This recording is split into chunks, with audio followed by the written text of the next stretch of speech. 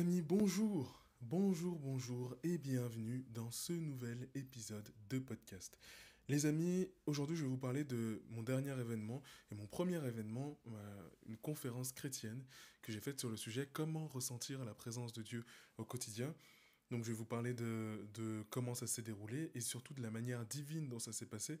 Parce que c'est divin la manière dont tout a été tellement fluide. Alors il y avait des peurs, il y avait du stress, il y avait plein de choses, mais ça s'est...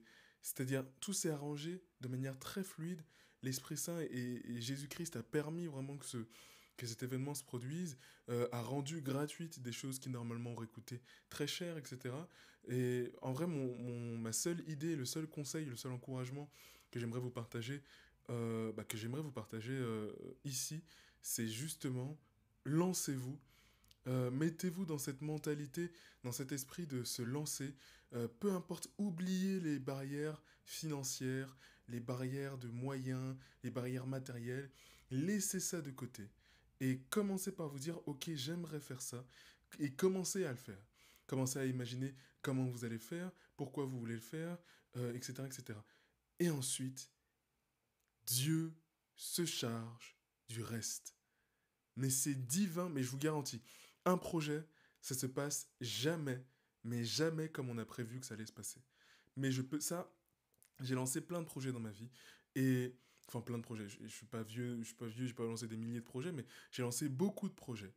Et ça ne se passe, mais jamais, jamais comme on a prévu que ça allait se passer, ou comme on pensait que ça allait se produire. Je vous garantis. Et là, pour le coup, toutes les barrières que je pensais que j'allais rencontrer, etc., tout ça, mais que nenni, que nenni. Je n'ai pas vu le bout de leur nez. Évidemment, il y a eu des problèmes, il y a eu des contretemps, il y a eu des soucis. Notamment, la personne qui devait venir pour filmer la conférence n'est pas arrivée. Enfin, elle n'est pas arrivée, elle a décommandé la veille parce que examen, etc. Il y a eu des encombres. Mais les plus gros problèmes que je voyais, ça pour le coup, aucun problème. La location de la salle, l'entourage pour que ça se passe bien, tout s'est bien produit. Je vais vous raconter cette histoire dans cet épisode, évidemment, tout en vous encourageant à vous lancer. Mettez votre esprit à disposition, mettez votre esprit en ouverture, dites-vous que c'est possible. Les problèmes, ça se résout. Ça ne doit pas être un problème, le fait d'avoir des problèmes ou des problèmes moyens. Ne vous inquiétez pas pour ça. Dieu est aux commandes, le Christ est aux commandes. Bon, petite introduction. Avant de continuer, donc je me présente, je m'appelle Constant. Je crée du contenu chrétien sur les réseaux sociaux depuis 2020.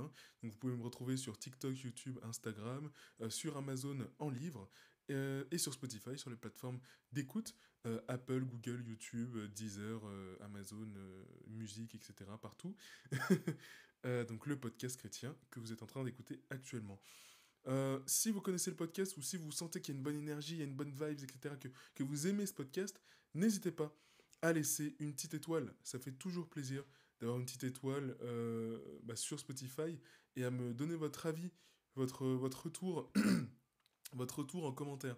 Ça fait toujours plaisir, enfin en commentaire, juste en dessous sur Spotify c'est possible, ou sur YouTube, peu importe où vous écoutez cet épisode. Je pense qu'on peut démarrer. À la fin, j'ai une petite annonce à vous faire sur mon dernier projet, donc la commu chrétienne francophone. Donc je vous ai parlé dans mon dernier épisode de podcast, ou l'avant-dernier, je sais plus. Ça a bien évolué. Et je pense que ça va vraiment vous aider. Je vous en parle pas plus, mais si vraiment vous voulez accéder à ce projet, rencontrer d'autres chrétiens, sortir de la solitude, restez bien jusqu'à la fin. Je vais vous en parler à la fin de cet épisode pour pas partir sur un autre sujet, parce que sinon je sens que je vais oublier le sujet de base, qui est donc cette conférence. Les amis, les amis, cette conférence, premier événement que j'organise de A à Z par moi-même, ça a quitté l'Esprit Saint, c'est venu dans mes pensées, mon esprit, mes projets, et ça s'est concrétisé dans le réel. Il n'y a pas de plus grande satisfaction que de dire, ok, c'est arrivé, c'est parti d'une pensée, c'est parti d'un peut-être, et si je fais ça, des peut-être, mais comme on en a des milliers par jour, genre, j'en sais rien, alors, c'est genre, écoutez, en fait, c'est la petite voix dans sa tête, et si, je sais pas, et si là, tout de suite, qu'est-ce que je pourrais donner comme exemple? Mais c'est des peut-être, mais c'est des peut-être genre ridicules. Et si là, je sautais et je me foule la cheville, tu vois? Des peut-être, mais des peut-être ridicules.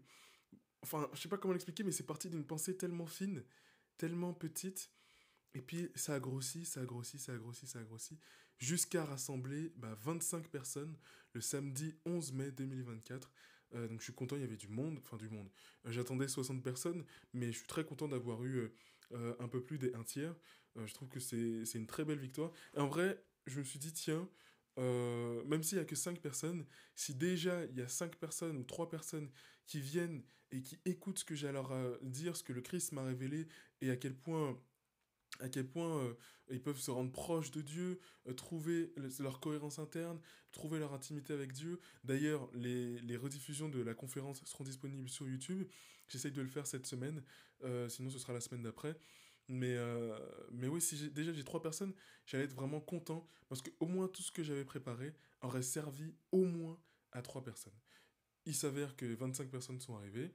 25 personnes, dont 11 personnes qui sont venues, que je ne connaissais pas du tout, et qui viennent de mon Instagram. Donc là encore, c'est une victoire de dire, ok, je fais des stories, je crée du contenu, quelque chose de tellement abstrait, et il y a une conséquence dans le réel. C'est une vraie victoire pour moi aussi. Donc je suis pas du tout déçu, loin de là. Les échanges étaient super, après j'ai parlé avec chacun, c'était génial. Donc ouais, très très cool. Et comment ça s'est déroulé? D'où c'est parti? Faut que je vous parle d'un truc. À la base, mais à la vraie base, j'ai envie de vous dire que ça part du lycée.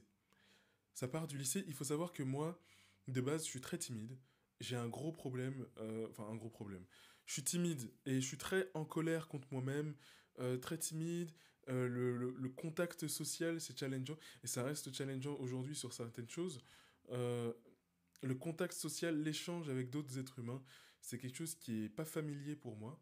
Et donc, j'ai appris en fait à être sociable. Aujourd'hui, au niveau de ma timidité, ça va beaucoup mieux.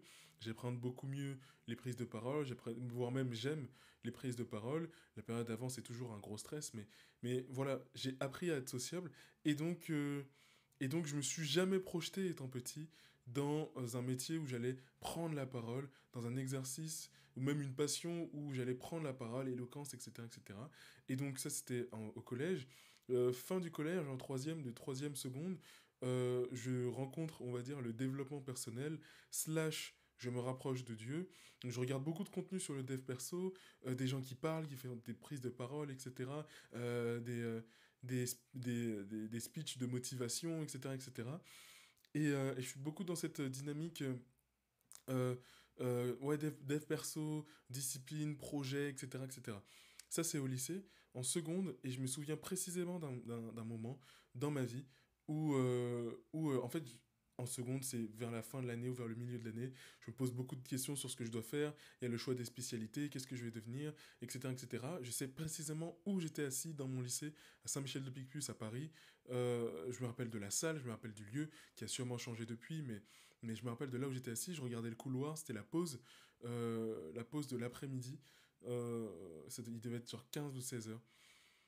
Et j'ai une pensée qui arrive, je pense que c'est Dieu qui a dû me le révéler. J'ai demandé à Dieu, tiens, à quoi est-ce que tu m'as destiné? Où est-ce que je vais m'épanouir dans la vie?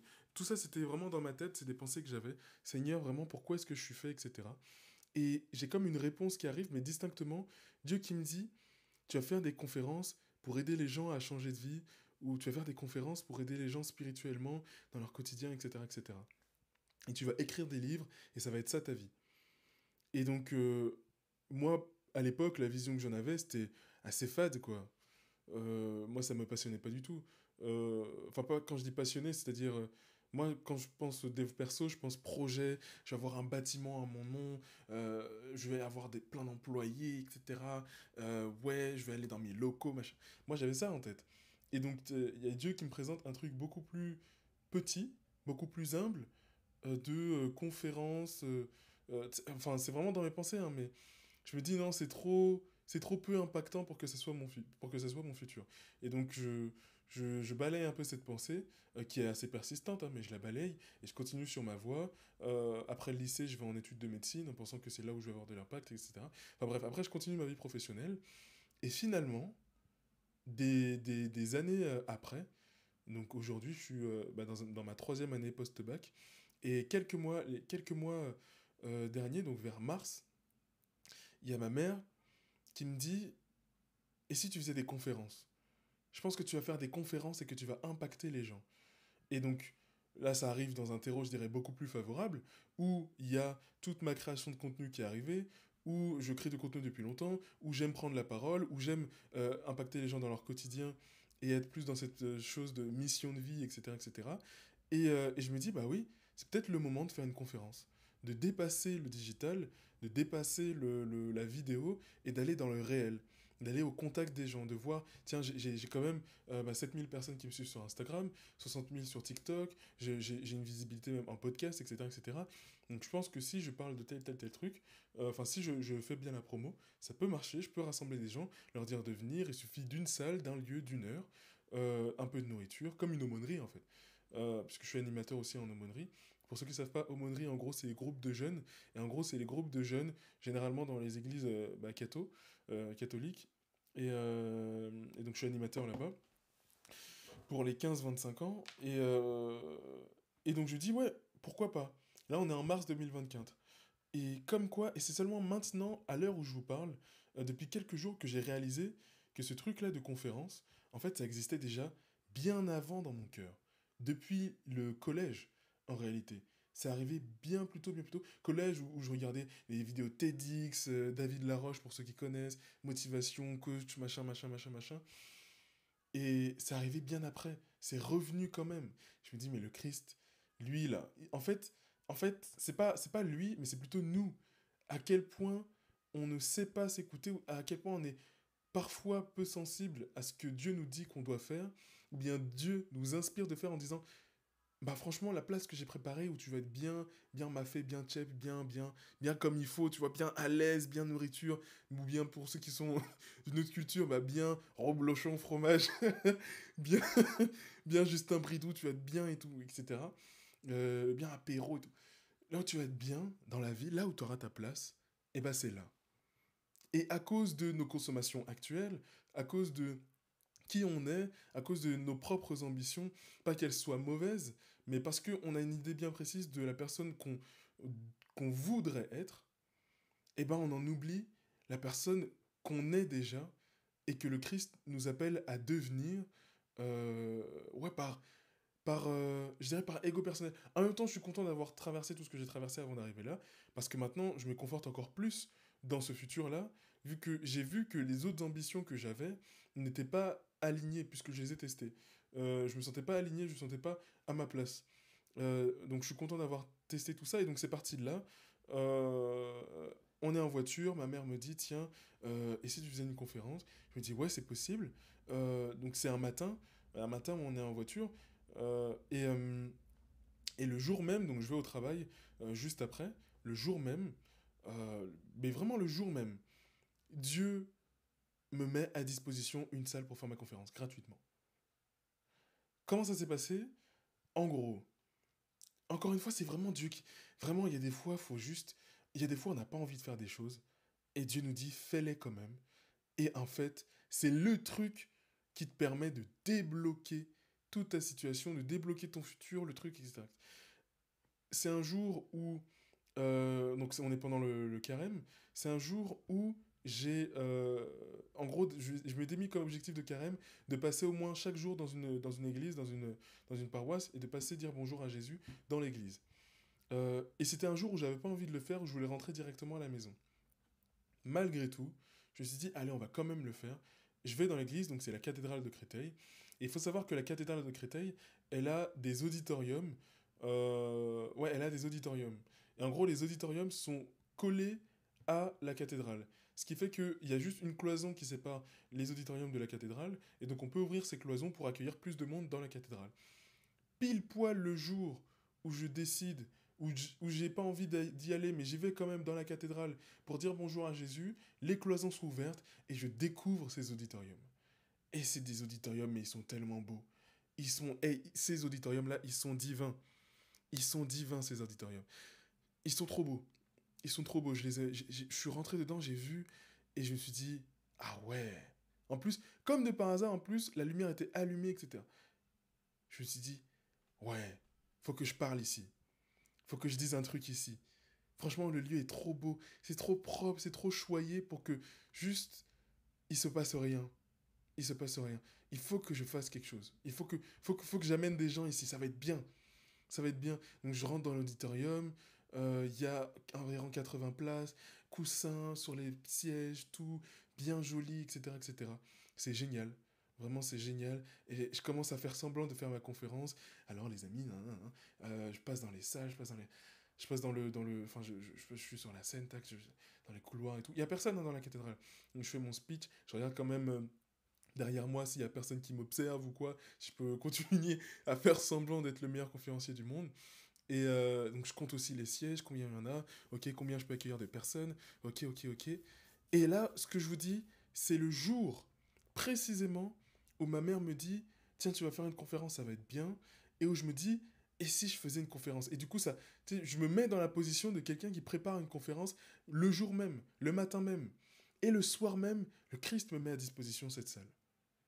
Et cette salle, elle m'a été prêtée gratuitement parce que justement, je travaille à cet endroit. Endroit qui m'a été aussi donné gratuitement suite à une action bénévole. Si je vous raconte ma vie, ça va être incroyable. Je ne vais pas tout vous raconter ici, mais la manière dont j'ai trouvé mon taf aussi, ça part aussi d'une mission bénévole où je me suis dit, non, j'ai pas le temps, mais je vais quand même y aller. Bref, je ne vais pas vous raconter ça ici, sinon le podcast va être trop long. Mais en fait, il y a un tel enchaînement de chaque fois que j'ai donné gratuitement, que j'ai dit, ok, ils ont besoin de moi, ou ok, il y a besoin, je donne gratuitement. Le Christ m'a rendu mes fois 1000. Et aujourd'hui, les seuls actes que j'ai posés par charité sont en train de me construire mon futur métier, de me construire mon futur en fait. Et je trouve ça génial. Pas que conférencier, mais aussi d'autres choses dont je vous parlerai après. Mais c'est juste génial. La salle gratuitement. Une autre chose aussi, j'avais très peur. Ma première peur, c'était sur la promotion de l'événement. Comment est-ce que j'allais promouvoir l'événement et comment est-ce que j'allais surtout bien marketer l'événement pour que les gens arrivent, pour que les gens viennent. Et donc, pour ça, j'avais rencontré une personne quelques mois plus tôt qui a, avec ses frères, une agence d'événements, on va dire, pour aider les gens à construire leur événement, en gros. Et donc, je leur ai dit, bah tiens, vous qui avez une boîte là-dedans, toi qui as une boîte là-dedans, quel conseil tu me donnerais pour mettre en place le truc, j'aimerais faire ça, etc., etc. Là, c'est quelques jours après avoir trouvé la salle. Ouais, j'aimerais faire ça, etc. Qu'est-ce que tu me conseilles en termes de promo? Et donc j'étais parti pour faire l'événement, construire l'événement tout seul. Finalement, je lui dis, elle me répond, attends, je suis pas dispo, je te rappelle ce soir. On se rappelle le soir. Et on commence à parler, tac, tac, tac, tac, tac. Et elle me dit, tiens, finalement, Constant, tu sais quoi, on va t'accompagner. Moi et mes frères, on va t'accompagner gratuitement. Et je lui dis, non, c'est pas possible. Non, mais parce qu'en gros, eux, c'est une société quand même. Il faut qu'ils aient un minimum d'argent, etc., etc. Et elle me dit, non, tu sais quoi, on va t'accompagner à titre gracieux. Là encore, c'est gratuit. Et donc, le groupe en question, c'est Vision, V-I-E-S-I-O-N, Vision, qui m'ont aidé à mettre en place cet événement. Et là encore, je me dis, non, c'est pas possible. C'est pas possible. D'habitude, moi qui ai l'habitude de faire mes projets seul, je m'étais projeté aussi dans un exercice, enfin, une préparation où j'allais être tout seul, gérer les choses seul, etc., etc., etc. Là encore, le Christ. Parce que cette personne-là, je l'ai rencontrée suite à une mission bénévole, encore. Tu vois, où j'avais même pas le temps de faire la mission, j'ai fait quand même. Et ça a permis cette rencontre qui aujourd'hui vient m'aider gratuitement. Et les amis, le pouvoir du don, de la charité, le pouvoir de la charité, c'est incroyable. Donc ces trois personnes m'aident. Le jour J, elles arrivent encore avec d'autres personnes qui aident à faire l'accueil, qui aident à mettre en place les choses, etc. Et donc c'est juste génial. C'est juste génial. C'est divin à quel point tout s'arrange. La billetterie, ça marche bien. Tac, c'est moi qui fais... C'est improbable. C'est divin comment ça s'est mis en place. Le jour J, pareil, tout se passe bien. Alors j'ai la peur de ma vie. Enfin, j'ai pas la peur de ma vie.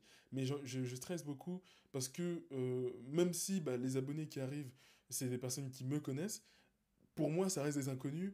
Et donc, est-ce que je vais leur parler? Est-ce que je vais pas leur parler? J'essaie de dire bonjour, tiens, n'hésite pas, il y a le petit déjeuner, machin, etc., etc. Mais j'étais assez stressé. Je voulais pas passer non plus pour celui qui est en mode ah ah, je suis influenceur chrétien. En plus, influenceur, j'aime pas ce terme. Moi, je suis pas un influenceur, parce qu'un influenceur, c'est quelqu'un qui vit du marketing d'influence. Moi, je vis pas du tout du marketing d'influence. Je crée du contenu sur les réseaux sociaux. Donc, c'est plus un contenu éditorial et, je peux dire journalistique, mais c'est plus un contenu de création et d'auteur que un contenu d'influenceur. Donc, je suis pas un influenceur chrétien. En plus, j'aime pas ce terme. Il renvoie quand même à une image négative. Et enfin bref, je veux pas être celui qui, en mode la personne connue, qui truc avec d'autres personnes, euh, qui est là en mode toi l'abonné, on prend photo, machin. Non, surtout que moi je suis pas ultra connu, quoi, je suis pas une star. Donc ce serait tout de suite très gênant. Malgré tout, j'essaie de lui dire bonjour, nanana, etc., etc. Bref, ça se passe bien, ça se passe très bien même. Je suis très content de comment ça se produit. Les échanges sont géniaux. Je reçois plein d'encouragements, plein de gentils messages de votre part aussi. C'est super. Pareil, j'ai collaboré avec. J'ai invité Carla RDV pour qu'elle vienne témoigner durant la conférence. Alors, elle était en visio parce qu'elle habite loin. Mais pareil, là aussi, gratuitement, tac, machin. Tout était tellement fluide. C'était trop fluide. Donc, vraiment, je rends grâce à Dieu. Vraiment, je rends grâce à Dieu. Et je voulais vraiment de témoigner de ça. Quand vous mettez votre cœur, votre corps, votre esprit à disposition de vos projets, de vos ambitions, de vos rêves, Dieu s'occupe du reste. Il s'occupe du reste. À partir du moment où c'est un projet, pareil, vous avez invité le Seigneur. Un projet où vous êtes profondément aligné aussi avec... oui, où c'est pas juste un projet égoïste de moi j'ai envie de réaliser ça. C'est un projet qui vient aider des gens, c'est un projet qui a un certain impact aussi. Je pense que il y a cette notion-là aussi. Si c'est le bon projet, tu vois, le Christ va faire en sorte que ça marche en fait, et que ça marche bien. Il y a plein de projets qu'on lance, moi-même que j'ai lancé par ego et qui n'ont pas du tout marché. Par ego, par avarice ou quoi. Typiquement, euh, alors, le plus récent, où je pense que c'était pas le bon modèle, même si c'est très récent quand même, donc je ne saurais pas si c'était vraiment pas le bon modèle, mais avec la commu chrétienne francophone, projet dont je voulais vous parler ce soir, ce soir, à la fin de cet épisode, où je suis parti direct sur une adhésion obligatoire à 25 euros, machin, etc. Alors, les 25 euros étaient mérités, puisqu'il y avait quand même beaucoup de choses à l'intérieur du truc. Il y a quand même beaucoup de choses à l'intérieur du truc. Il y a des formations chrétiennes de plusieurs heures, il y a des visios chaque semaine, il y a des défis, il y a un échange avec plein de gens gratuitement, enfin gratuitement non, mais 24 heures sur 24. C'était quand même quelque chose d'assez robuste. Donc c'est pas que les 25 euros étaient trop chers, mais c'est plutôt que c'était peut-être pas aligné et peut-être que je l'ai trop lancé pour l'argent et moins pour résoudre vraiment le problème. Ce qui fait qu'aujourd'hui j'ai changé le modèle, le modèle de ce projet-là pour qu'il serve plus les gens, quitte à avoir moins de sécurité sur le projet, etc. Et donc, euh, et donc oui, le fait parfois c'est peut-être le projet est bon, mais la manière de le faire aussi. Et quand tu mets la manière, ça ouvre les portes déjà du Seigneur pour qu'il rentre et qu'il t'aide dans ce projet, mais aussi ça ouvre les portes aux gens pour que ça marche bien. Et donc il y a encore d'autres projets que j'ai lancés par Ego. Il y a plein de choses que j'ai lancées par Ego et qui n'ont pas marché. Mais là, pour le coup, quand tu mets la charité, le Christ, surtout le fait de, ok, je vais servir quelqu'un, et c'est pas que dans la foi chrétienne que ça a une résonance, tous les projets que vous voyez, à la base, c'est pour résoudre un problème. C'est pour résoudre un problème. Et on voit comment ça marche. On voit à quel point ça marche. Donc ouais. Yes, yes, yes, yes. Alors, je me perds pas dans ce que je dis. Non, c'est un événement que j'ai vraiment bien aimé faire. Je pense en faire des prochaines. Je pense en faire des prochaines. Typiquement, je pense en refaire une sûrement à la rentrée entre septembre et décembre sur le stress et l'anxiété. C'est sûr et certain. Sur l'anxiété même, je pense que je vais faire un truc comme ça. Et ouais, je pense faire ça. Toujours soit au même endroit, soit à un autre endroit, peut-être plus dans Paris. Peut-être même que je vais changer de lieu. Peut-être que je vais aller autre part, genre je vais aller dans le sud. Là, je viens d'avoir cette idée-là. Je sais pas. Mais bref, il y aura peut-être un truc à la rentrée. Et c'est que le début. Moi, j'aime beaucoup faire des conférences. Je pense que je vais en faire plus. Continuer de mettre le côté interactif aussi. Parce que je veux pas juste. C'est pas des conférences où je fais que parler. C'est des conférences où l'objectif, c'est pas que je dise un truc, mais c'est d'apporter une transformation dans votre vie. Et donc, c'est pour ça que dans la conférence là, de samedi dernier, j'ai mis le côté atelier, le côté pratique dedans. où les personnes qui étaient là, elles ont essayé de mettre en pratique ce que j'ai dit pendant, pendant la conférence, etc., etc. Donc le côté pratique, atelier, vivre ce qu'on dit ou ce qu'on aimerait avoir comme changement vient arriver. Ok, ok. Les amis, l'épisode est déjà assez long. Il y a une chose quand même que je vais vous révéler encore sur cet événement. Non, en vrai, il n'y a rien. Non, en vrai, c'est tout. Ouais, si, grosse peur, pas sur la timidité ou quoi, mais mes peurs, globalement, c'était sur le marketing. Comment est-ce que je vais faire venir les gens? Là aussi, ça s'est bien passé. Euh, avec mon Insta, ça s'est bien passé. Il y en a qui n'arrivent pas à remplir, même s'ils ont des milliers d'abonnés et tout sur Insta ou sur autre. Et moi, j'ai réussi à remplir quand même 46 places. À la fin, il y avait 25 personnes du coup qui sont arrivées. Une partie des organisateurs, une partie de ma famille, une partie de personnes que je connais pas, des abonnés, etc. Donc la moitié d'abonnés. La moitié en abonnés, tac, tac, tac, tac, tac, tac. Deuxième peur, c'était la peur d'oublier quelque chose. Mais pareil, en fait, Dieu vous rassure aussi sur vos peurs. Et je pense que, pareil, il n'y a pas de... Il n'y a pas à ne pas se lancer à cause de certaines peurs. Arriver à faire la différence, en fait, entre les peurs et les réels problèmes que ça... Enfin, les réels problèmes qu'il y a sur le terrain. Il y a des fois où, en fait, tout se passe bien et tout pourrait bien se passer, mais parce qu'on confond une peur avec un problème, alors... alors on se dit non, c'est pas bon, je fais pas l'événement, je fais pas le projet, etc., etc. Essayez de bien faire la différence entre ce qui relève de la peur et ce qui relève du vrai problème technique qui se résout. Les problèmes techniques, ça se résout. Les problèmes d'organisation, ça se résout. Donc voilà, c'est aussi une leçon que je pourrais retirer. Typiquement, en vrai, c'était pas trop présent pour mon cas, mais, comment dire, comment je vais expliquer ça? La peur du flop, par exemple, qui peut se manifester sur... en gros, j'ai peur que mon événement flop, que personne ne vienne, mais la manière dont ça se verbalise, ça va être non mais ou bien j'ai pas le temps de le faire, non mais c'est pas mon charisme, non mais je sais pas trop parler devant les gens, non mais euh, je pense que je suis pas assez intéressant, non mais moi c'est la vidéo, tout ça. Il y a des choses où, en fait, c'est nos peurs qui parlent et c'est pas le côté technique.